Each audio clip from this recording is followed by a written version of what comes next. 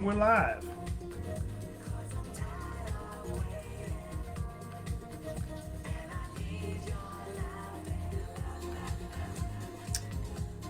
Getting everything set up here for everybody.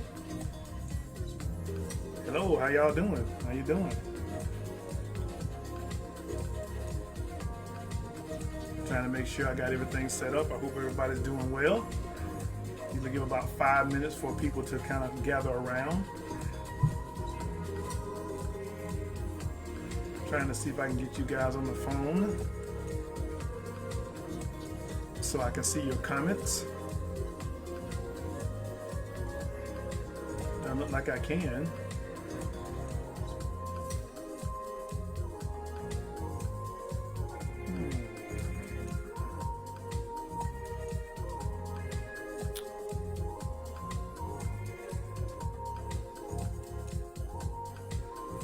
Got a little music playing in the background before we get started.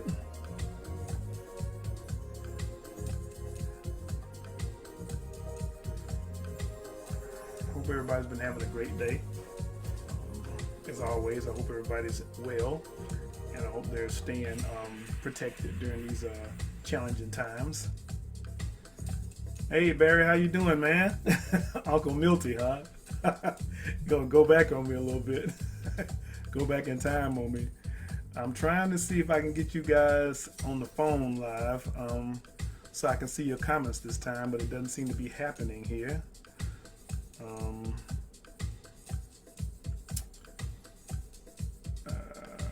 don't know why it's not doing it.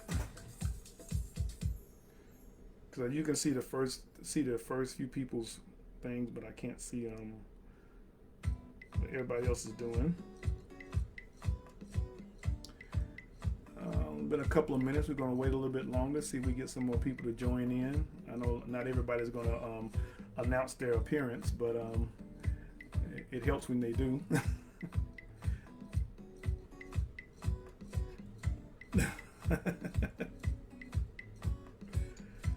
Okay, the last time I made a mistake and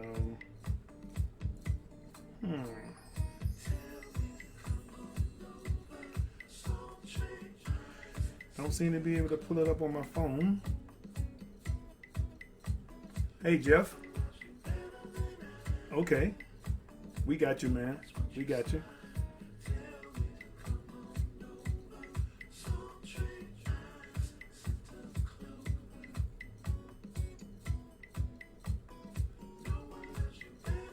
Ah, there I go. There I go.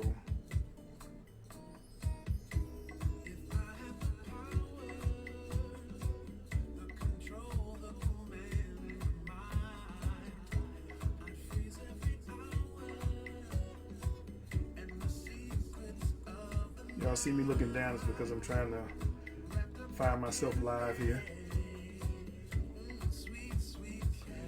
Give it a few more minutes and then then I'll turn this music off and we'll get started.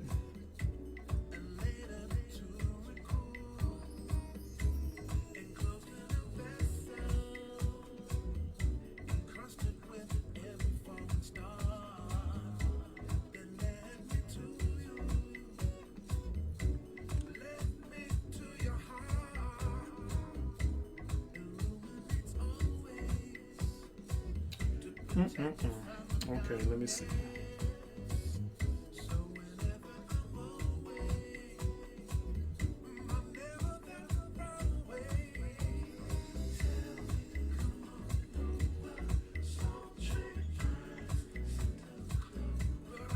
Hey Anna, how you doing? How you doing? Oh, that is a group called I Soul. Barry asked who were the beats by. It's a group called I Soul. I actually was scrolling through my musical collection and I saw these guys and I was like, hey, I hadn't heard them in a while, so I thought I'd use them as background music as we waited for everyone to show up.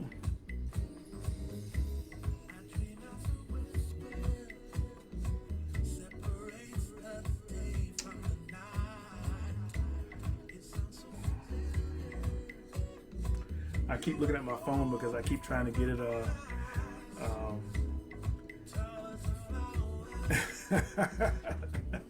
Hey, John, and thank you for formally announcing your appearance. Uh, we appreciate you traveling across the pond to be with us tonight.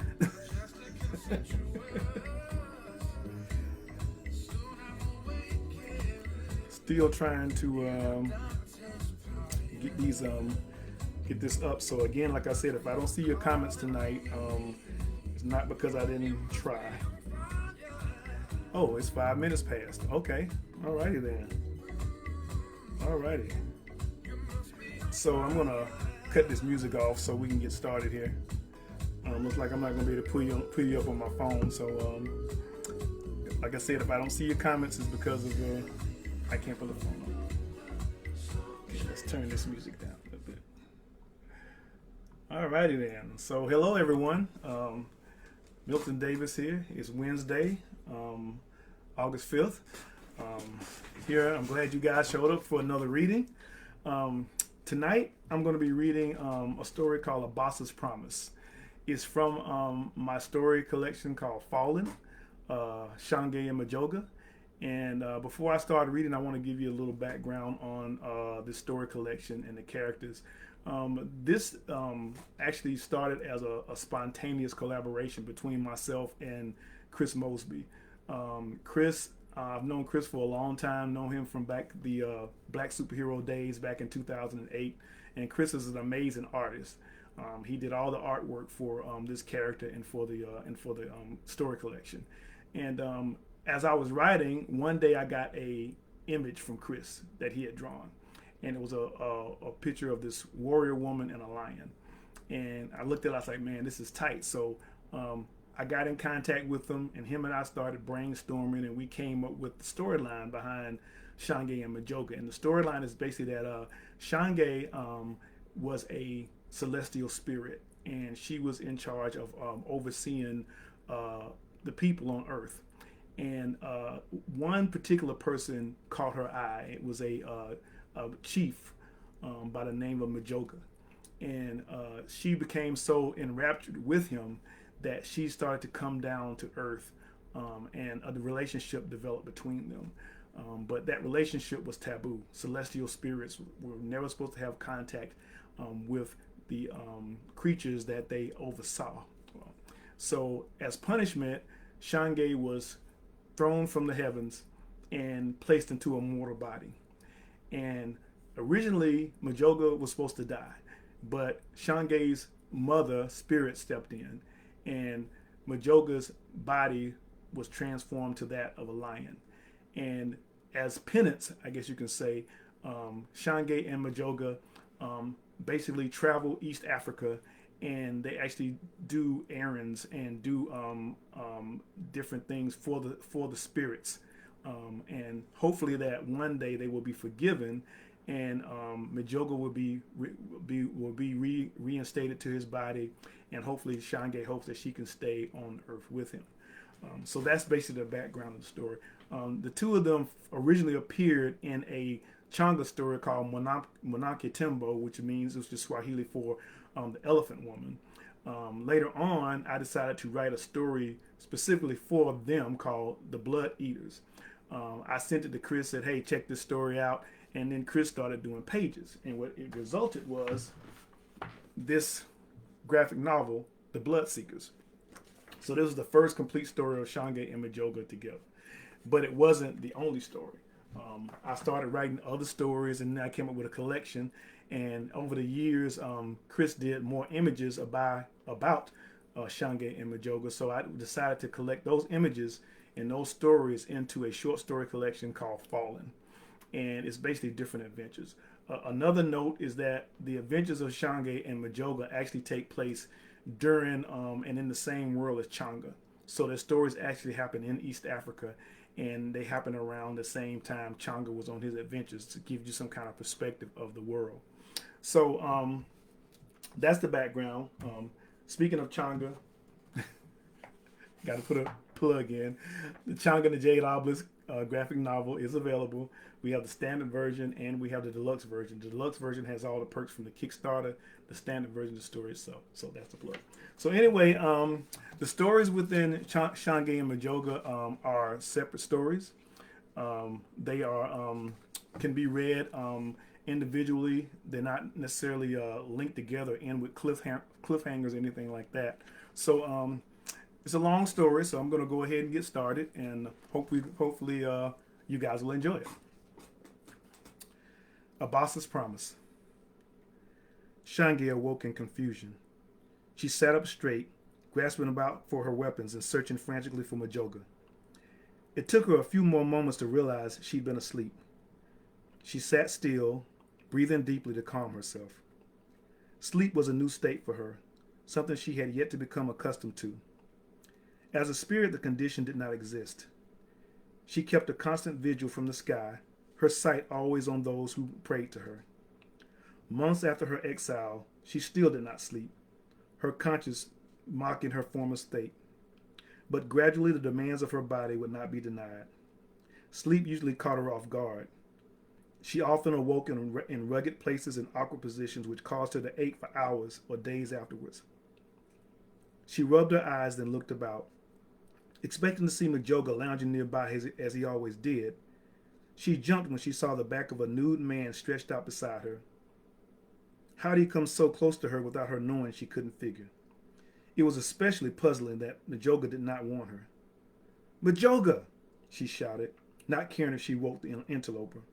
The man stirred and her heart raced. "Mijoga?" she said again. "What?" the man replied. Shange grabbed the man's arm, then rolled him over. She gasped when she saw his face, a face that she had held in her memory for years, hoping she would see once again. Tears flooded her face as she smiled with joy.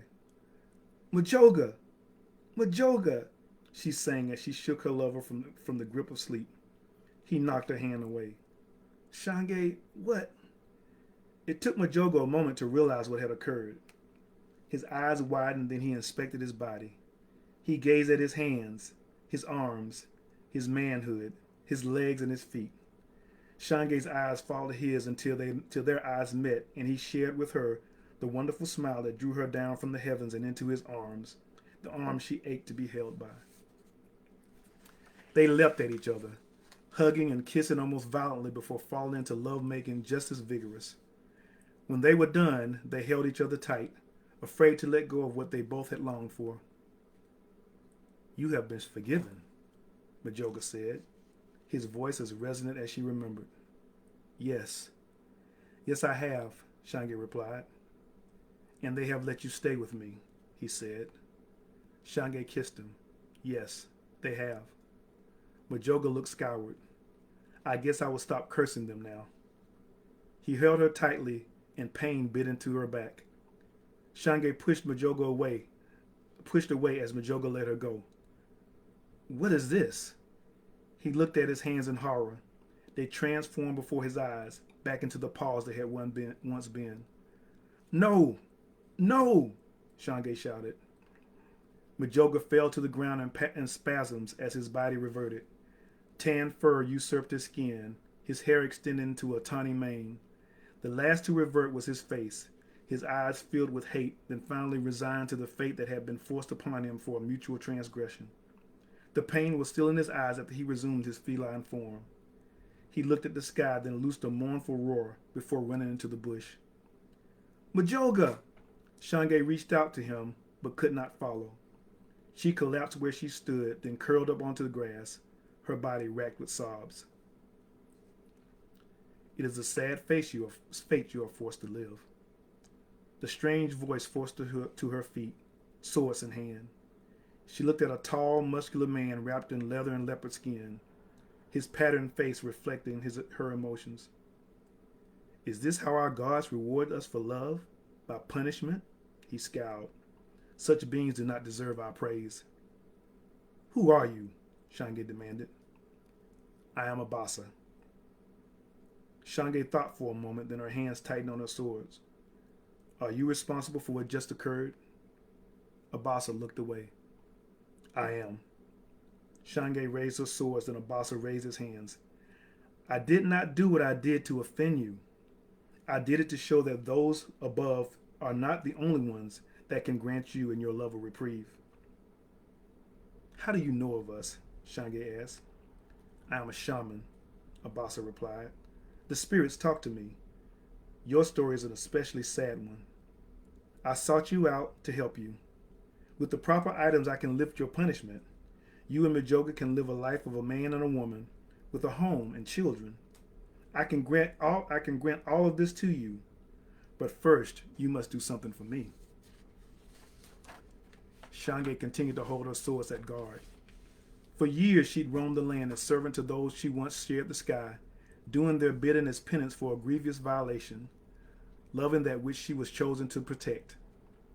Now a stranger claiming to have powers beyond those she served was promising to free her of her burden.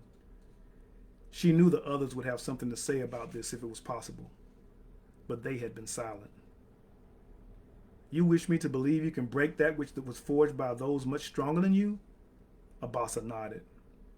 Did you not see what I did with what little I have? An illusion, nothing more, Shange said. If it was so, you would know, Abasa replied. Wouldn't you? She would. What she had seen was true Nyama, the strongest she'd seen from mortals. What is it that you seek? She finally said. You are not the only being that has fallen from the sky, Abasa said. There's one that fell long ago, a being that possessed power far beyond anything we can imagine, even those that you serve. That's impossible, Shanga said. If such a being exists, I would know of it. I would feel its presence. Yes, you would, if it was alive, Abasa said. Now I know you lie, Shangi said. For such a being, death would not exist. It does, yet it doesn't, Abasa said. There's no reason to explain this to you any further if you do not agree to help me. There are others that have the ability. I will not waste any more time with you if you have doubts. The transformation of your lover should have been proof enough. Mijoga returned to her as if summoned by Abasa's last words. He roared at the shaman, then stood by Shange's side, pressing his mane against her hip. Where must we go? Shange asked. Abasa smiled. Come to my encampment.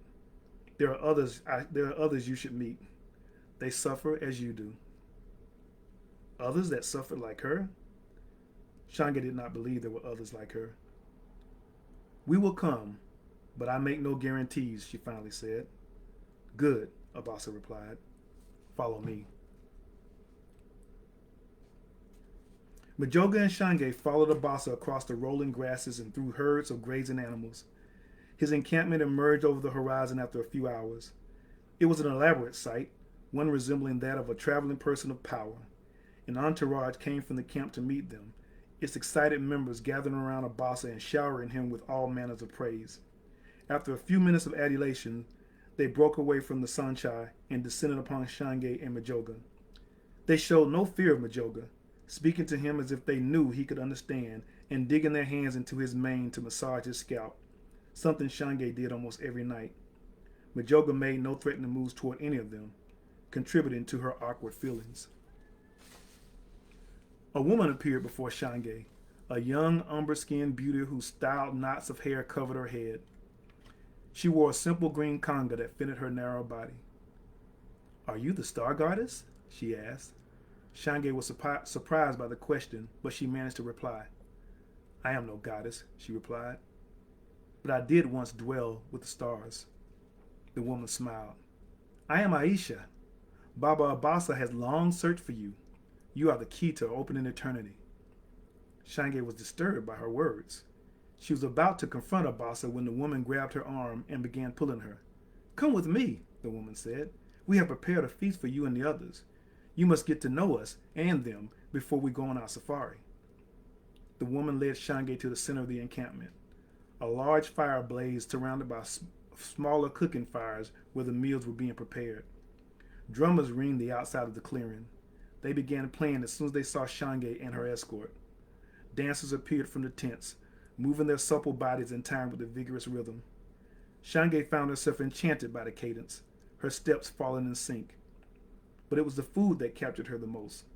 Being a creature that did not desire such earthly demands, as she had never developed a fondness for it, especially that made of flesh. But the aromas filling her senses caused her to desire food like she'd never done before. By the time she took her place among the others, she was famished. It took her a moment to realize Mijoga was not with her. Shange looked about, panic growing inside of her. She was about to shout his name when Aisha appeared before her with a bowl of fruit. Don't worry about your Simba friend, she said. He is being well taken care of. Would you like some fruit? Shange eyed the woman suspiciously. There was no reason she should distrust this woman and the others, but their joy seemed to be unnatural. She took the fruit, then bit into it. It was as delicious as it looked. She chewed slowly, trying to detect some unnatural ingredient added to it, but tasted nothing. Abasa said you would enjoy this, Aisha said. How would he know? Shange asked. Because Abasa knows everything. She motioned with her head toward the others. Come, you must meet your companions. Aisha took her arm, then pulled her to the dining table. As she neared, the details of the others became clear. A man sat at the end of the table. He was broadly built with muscled shoulders. It was his head that stood out, resembling that of a faru, a long curved horn where his nose should be. He was being fed by a slim woman with elongated arms covered with feathers. They both looked at Shange briefly, then continued their meal. There was also another person at the table. She sat still, staring at the bowl before her. Then she slapped it away and stood. She glared at Shange before stalking away into the darkness, her footfalls extremely heavy. It was then Shange noticed the woman was made of stone. Sad, isn't it? Aisha said as they reached her seat. Each one of them had been cheated by the spirits. They have great powers, yet they are deformed by their gifts. Abasa will fix them, as he will fix your friend Mijoga. Shange said nothing. A fragrant bowl of stew was brought to her that tasted as good as it smelled. She looked at the others. They stared at her but still did not speak. She shrugged. Conversation was not necessary for her, but she had learned during her journeys that humans have a need to communicate in order to build emotional bonds. Her senses told her that they were not yet ready to accept her, so she remained quiet. Aisha waited patiently for her to finish her meal. As soon as she completed it, the woman picked up the bowl and handed it to a servant. Come, she said. I will take you to your sleeping tent. Shange followed the woman, her fatigue increasing with each step. By the time she reached her tent, she could barely keep her eyes open. What have you done? She asked, her voice slurred. Do not worry, Aisha replied. Abasa wanted to make sure you slept so you would be ready for our journey. The others will be helpful, but your powers are the most precious. We need you ready. Shange stumbled and Aisha caught her. The woman was strong for her side. She guided Shange to the bed, then placed her head on the headrest. Mijoga, Shange managed to say. He's coming, Aisha assured her. With those words, Shange fell asleep. Shange. The deep resonance familiar voice stirred her. Shange lifted her head from the headrest and looked to her right. Mijoga the man lay beside her, a mischievous smile on his face. Shange wanted to fall into his arms, but she did not. How long? She asked. Mijoga's smile faded. I don't know. Abasa told me the process would not be permanent. I can only be a man at night. During the day, I must take the Simba form. He plays with us, Shange said. I know, but what can we do? When you help him claim what he seeks, my transformation will be permanent. We will be free of them. We can live a normal life. It won't be that easy, Mijoga, she said. Most likely not, but we have faced much together. We will face this too. Shange touched Mijoga's cheek, and he grasped her hand. The night is ours, he said. Let's make the best of it. They made love until their bodies were utterly drained. Shange, like never before, finally embraced the human necessity. When she finally awoke, the sun was full in the sky, and Mijoga was gone. Standing over her bed in his place was Aisha. You are finally awake, she said. Abasa told me not to wake you, but be close by when you did. Shange rubbed her eyes. Where's Mijoga? She asked. He has gone to hunt, Aisha replied. He couldn't have. He never goes hunting without me. He is changing, Abasa said. The sorcerer entered the tent, his eyes lingering on Shange's nude body. She was not normally bothered by anyone seeing her in such a way, but Abasa's eyes disturbed her. She quickly donned her clothes and secured her weapons. "What do you mean he's changing?" she asked. "In order for him to make a complete transformation, his mind must be separated from that of which the Simba he possesses," Abasa explained. "During the day, he will be a true Simba in every way. He does not remember you or his life as a man, but as the sun sets, he transforms into his true self. Unlike the Simba, he remembers his love for you and the curse you both suffer, which makes it more important that we leave immediately. The sooner we get to the temple and claim the orb, the sooner you and your lover can be one, all the time, as long as he lives." "Abasa, everyone's ready," Aisha said. "Good," he replied. "Our journey begins." Shange followed Abasa and Aisha out of the hut. The others were leaving the camp. Porters loaded down with baggage while others led them. The feathered woman and the Faru man walked before the caravan. The stone woman trailed behind. Shange decided she would walk with the stone woman. "Be careful," Abasa warned. "Harish Jajiwe can be very volatile." Shange did not answer. She had been the patron of humans for millennia. She knew them well.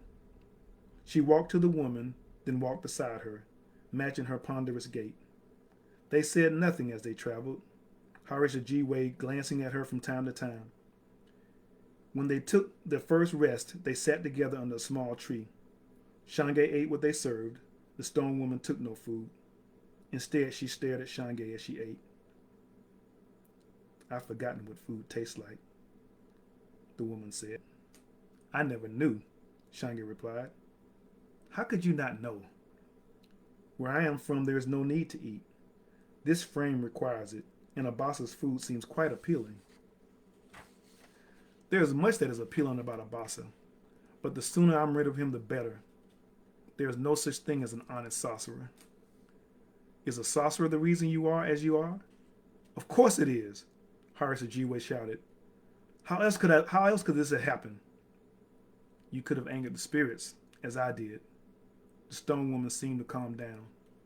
"When this is over, we can both have our revenge." "I don't seek revenge," Shange said. "I only wish to live my life as I choose." "Then I will seek it for both of us." The bird woman and the Faru-headed man approached them. Harish Jajiwe stood and stalked away, visibly disturbed by their presence. "She flitters away again," the woman said in a voice that matched her form. The Faru man snorted, then plopped on the ground, shaking the earth beneath him. The woman sat beside him and stroked his head. "We saw her talking to you and thought you might have made a breakthrough," the woman said. "She only speaks to Abasa, and when she does, she's always angry." "She has a reason," Shange said. "I am kidding," the woman said. "My brother is Kajak. He is normally very talkative, but the sorcerer's punishment has rendered him speechless. I was once the quiet one, but now I must speak for both of us." "What did you do to draw the wrath of the sorcerer?" Shange asked. "Dufu," Kitten said. "His name is Dufu. He came to our valley in a storm, then claimed himself our ruler. Our warriors tried to defeat him, but he was too strong. He proclaimed that half of our harvest belonged to him, as did our cattle and our goats. Then he chose those from among us to live with him as his servants. While we starved, they flourished." Kajak grunted, then nodded his head. Shange felt his anger as hot as a hot wind against her skin. "Our parents fell ill, as did our siblings. When they died, it was up to Kajak and I to take care of the others. We decided we would sneak into Dufu's compound and steal enough food to leave the valley and find somewhere else to live. But Dufu's servants captured us and took us to him. We waited for him to kill us. Instead, he turned us into monsters, then forced us to watch our sisters and brothers starve to death. Afterwards, he wrapped us in a storm that swept us up so far from our village we could not find our way back, even if we wished. It was during our wanderings that we found Abasa." "And he has promised to change you back?" Shange asked. "Yes." "And you believe him?" "Abasa is not like the others. He found us performing in a village to earn money to eat. He approached us and told us who he was and what he could do for us. We didn't believe him, of course, until he changed us. Like he did Mijoga, Shange said. What did you say? Kitten asked. Nothing. Please continue. There's nothing else to tell, really. We've been with him ever since, waiting for the day that we can make our transformation complete. And now that day is near. I'm so excited. Shange smiled, but she could not share Kitten's joy.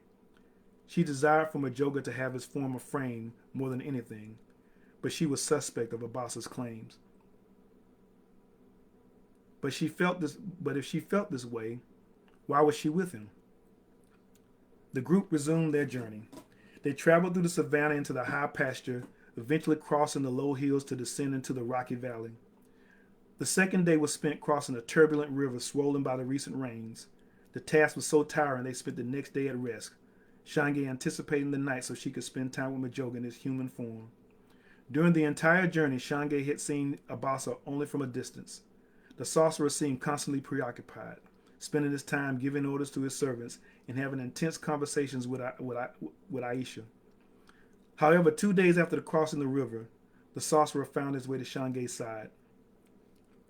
Tomorrow we'll reach the temple, he said. Tomorrow will be the end of your suffering.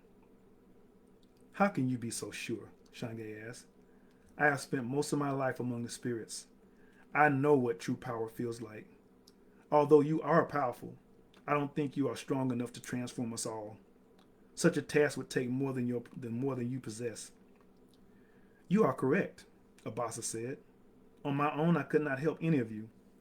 As a matter of fact, I doubt if I could fulfill my promise to you, let alone the others.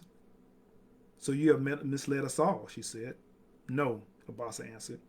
The temple we seek contains all the Nyama needed to make my promise and much more. I know of no such talisman or gris so powerful. What rests in the temple is neither. It is infinitely more powerful. Shange's skepticism was clear on her face. Then what is it? She asked. It is the soul of a god, Abasa replied. That's impossible, Shange said. Gods do not die. True, but they transform. See, you're not the only celestial being seduced by the ways of man. Centuries ago, this being was seduced to earth, similar to you. It existed among humans for centuries, not realizing its power slowly diminished by its presence in this world. It built a temple and encased itself inside, hoping to replenish its power and one day return to the sky. And you intend to prevent it. You must ask yourself what you want the most, Abasa said. Either you wish to be reunited permanently with your lover, or you put the well-being of a spirit you owe nothing over your own. I will honor whatever you decide, but know that if you decide not to, you condemn Harajajiwe, Kitten, and Kajak. You cannot place that guilt upon me, she said. I did not promise them a transformation. No, you didn't. I did. But your decision will prevent my actions. Shange marched away from Abasa filled with anger.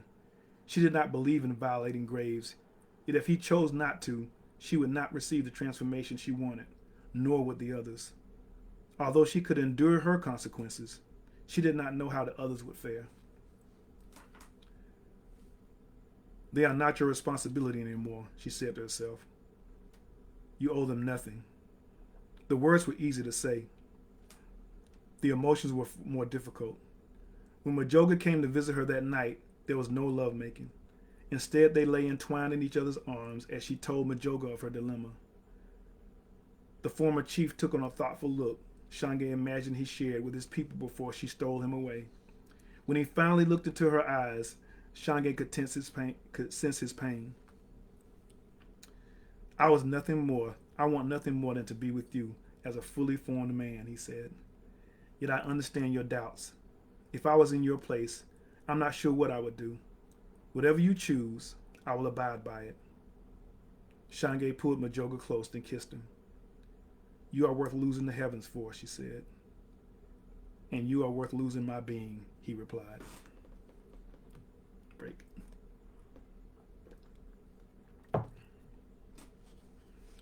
Mijoga was gone when she woke the next morning. She dressed and joined the others for the morning meal. Abasa was the first to speak. We will reach the temple today, and the priests will be expecting us. There is no way we could approach in secret with the Nyama amassed. They will station their warriors at the entrance with their elite hidden inside the temple. Harisajiwe, you will lead our attack. You will break through their ranks. Kidden and Kajak will assist you. Once the stairs are clear, Shange and Mijoga will enter the temple and retrieve the orb. How will Mijoga help us? Shange asked. He is in his wild state. You won't be able to control him, but he will be here. But he might be killed, she said. You all might die, Abasa said. It's the risk you take for freedom of your mutations. I may be able to raise you once I possess the orb, but I cannot guarantee it. This has never been done before. Everyone nodded in agreement, except Shange. The closer they came to completing their task, the less confident she was of Abasa. But she could not let down the others, nor give Mijoga the chance to be a man again, nor give Mijoga the chance to be a man again. All their instincts told her that this was wrong, but her emotions would not let her speak out.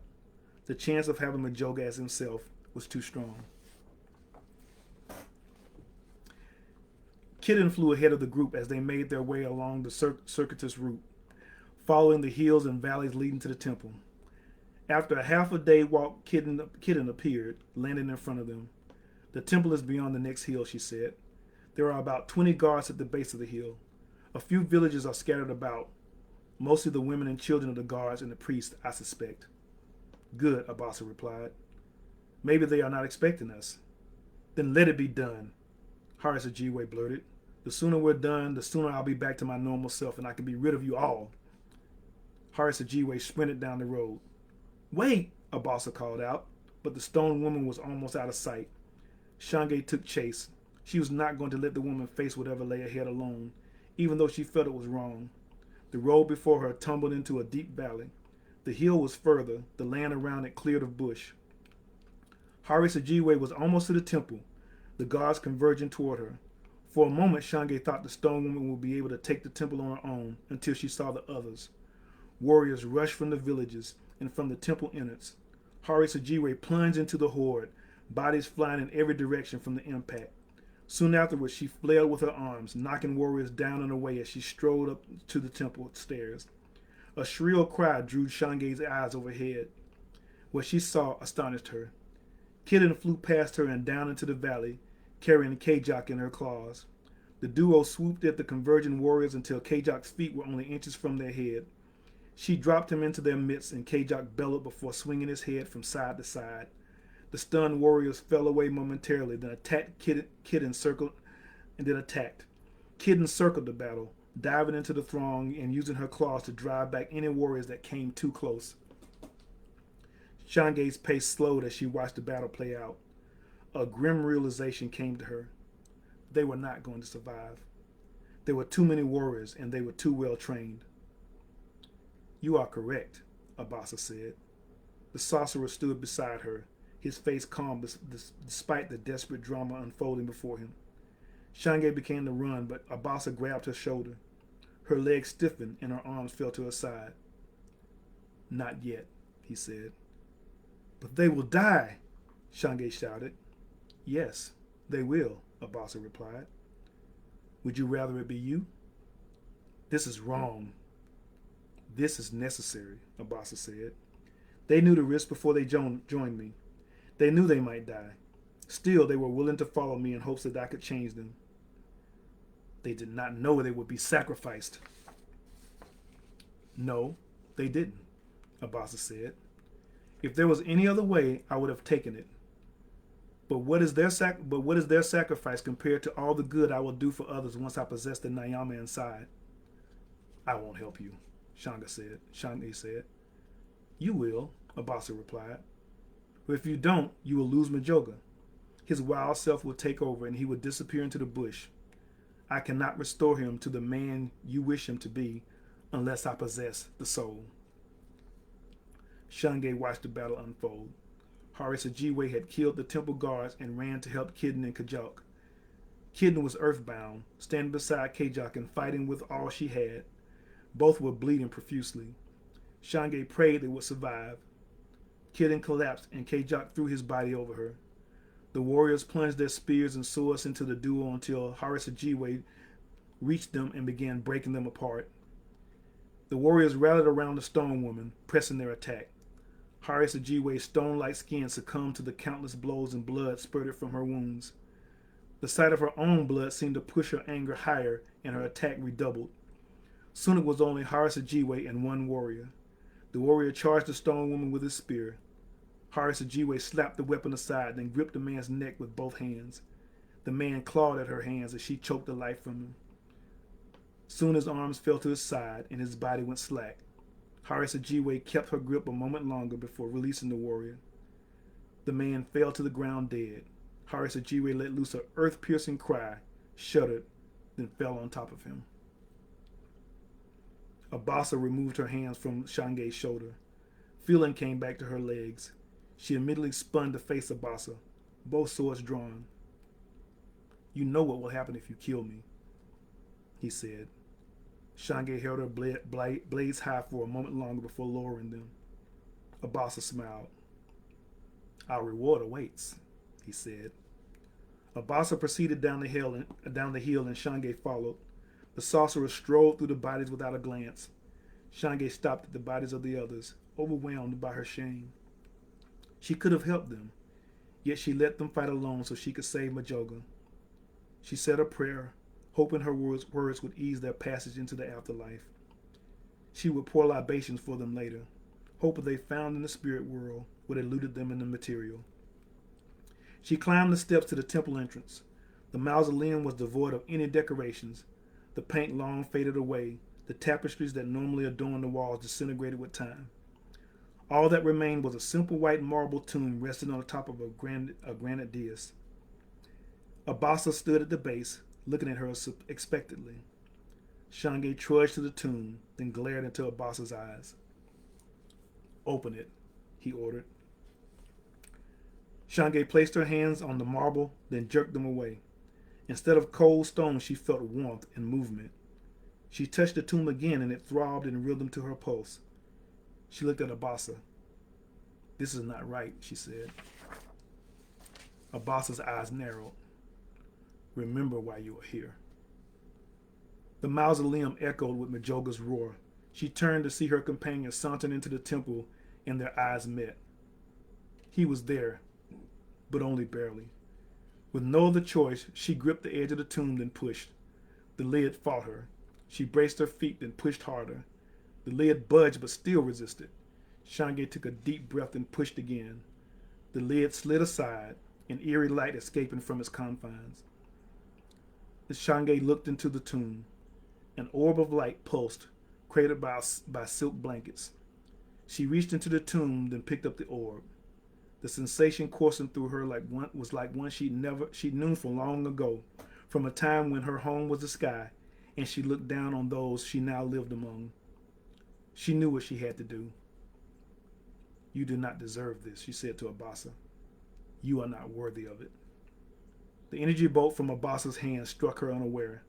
The pain was like nothing she'd ever felt, and she screamed as she dropped the orb. Mijoga roared and ran to her side. She felt him nuzzle against her body, but she knew he could not help her. She was dying. She watched with her failing vision as Abasa knelt and picked up the orb, a victorious smile on his face. Mijoga roared, and Abasa extended his hands. "No," she said, her voice barely a whisper. "One of us must live." "That won't happen," Abasa said. "Each of you were the sacrifices I offered to possess the soul." As Abasa raised his hand, the orb transformed. The light dimmed as the orb changed into a deep hue. Abasa stared hungrily as he drew it closer, cradling it like a babe.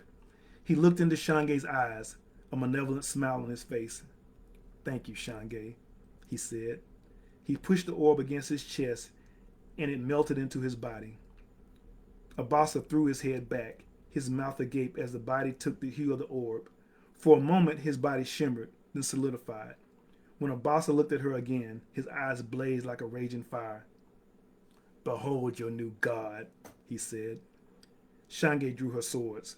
She had no idea what Abasa had become, but she knew he should not exist. Mijoga brushed against her, and she looked down. He was fully aware and ready to help her. Sadness touched her briefly as she thought of what might have been. Abasa's laugh broke her thoughts. You think you can stand against me? Shange crouched lower. I will try, she replied. You will die, Abasa replied. We shall see. Abasa spread his arms, opening his hands. The red aura concentrated, forming brilliant orbs in his palm. The orbs elongated and mutated until they became two swords resembling those of Shange's. Abasa sneered. Shall we? Abasa closed the distance with such speed that Shange barely blocked his attack.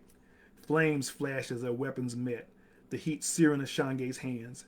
She had to avoid contact with them and try to strike. Mijoga lunged at Abasa.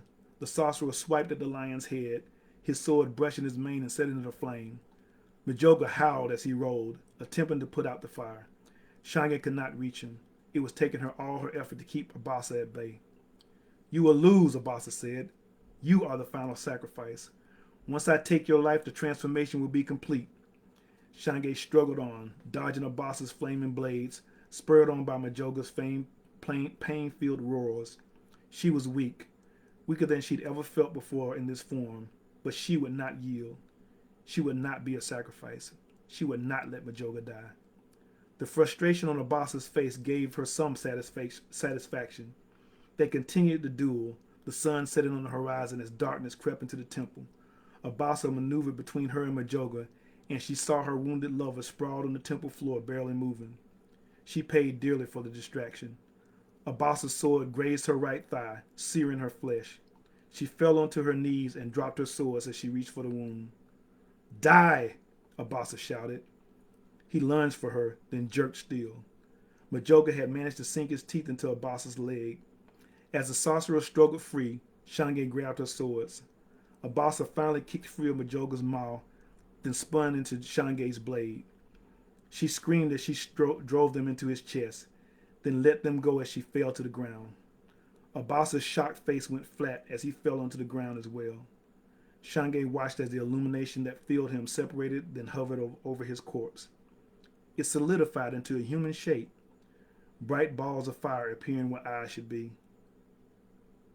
Who are you? It asked in a voice that reverberated between the temple's walls. I am Shange, she answered.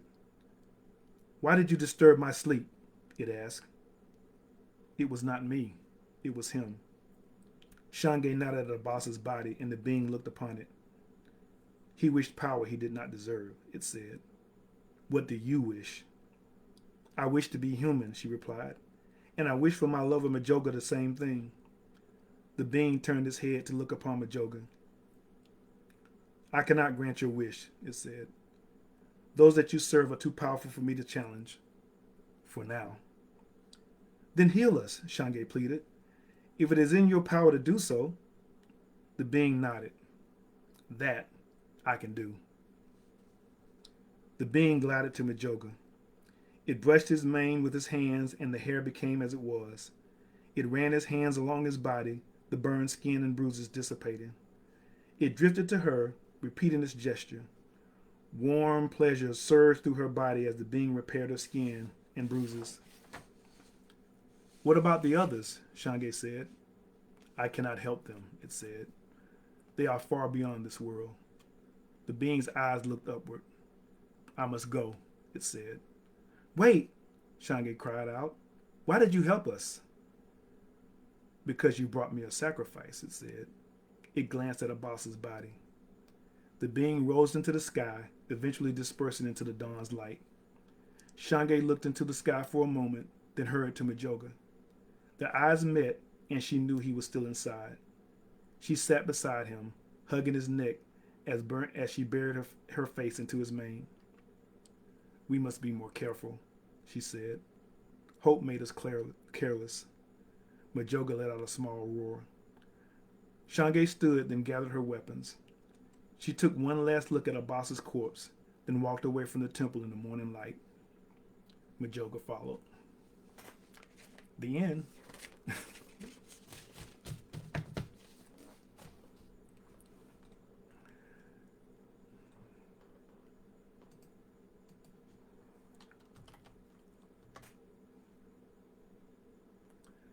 I'm going to take a little minute here and pull up a link for you guys.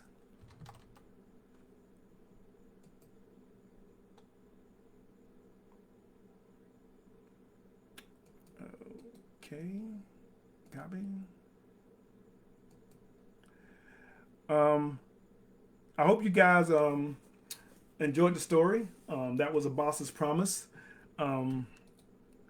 It's one of the stories in the collection of Fallen. I have just added a link to the book if you would like to purchase it tonight and read the rest of the stories. It is also available on Amazon. It's available for Nook. It's available for Kobo, and it's available for any kind of form for iTunes, iStore as well. So you can get it from all those different places. And you can also purchase them at my website, which is the link there.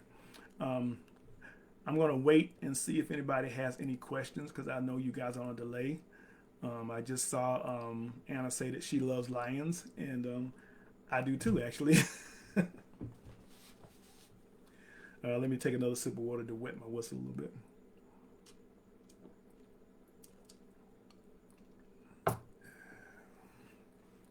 I really wish I could pull you guys up on my cell phone because then I could see where you were. But for some odd reason, when I go to my profile, it's not showing you guys. And I was told that I should go to, if I went to my profile, I would see you guys, but I don't.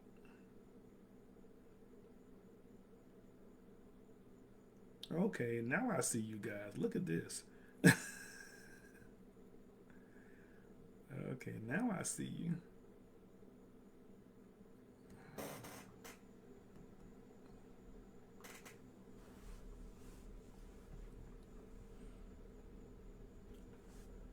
I'm gonna put you guys in the center here, so I'm gonna look out to the side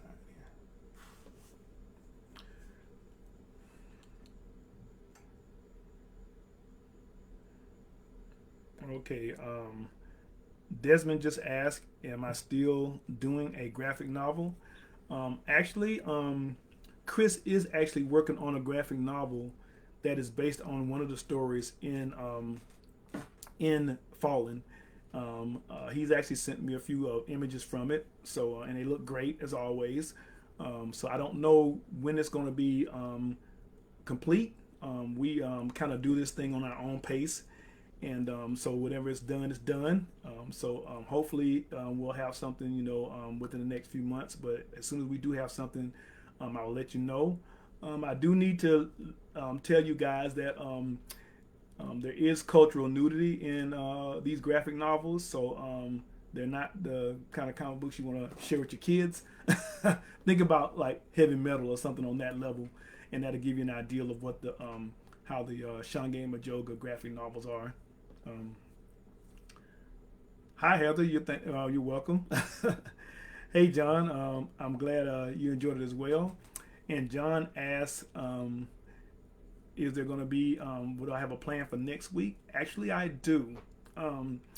Next week I will be reading a story from an anthology that I'm in, that was created by Balogun Ojitade. Is actually an anthology of black superhero stories. Matter of fact, I might have it. Give me just a minute. I'll be right back.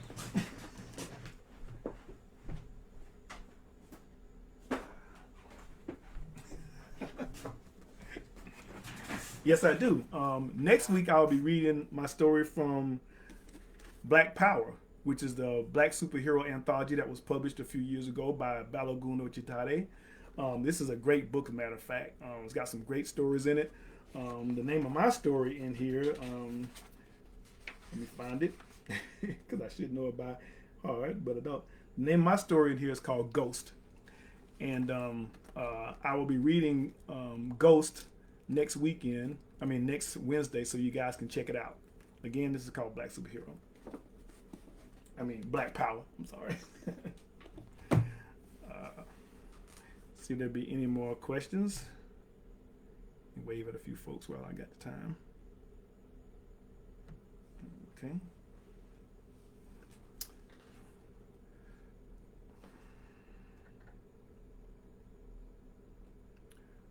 So if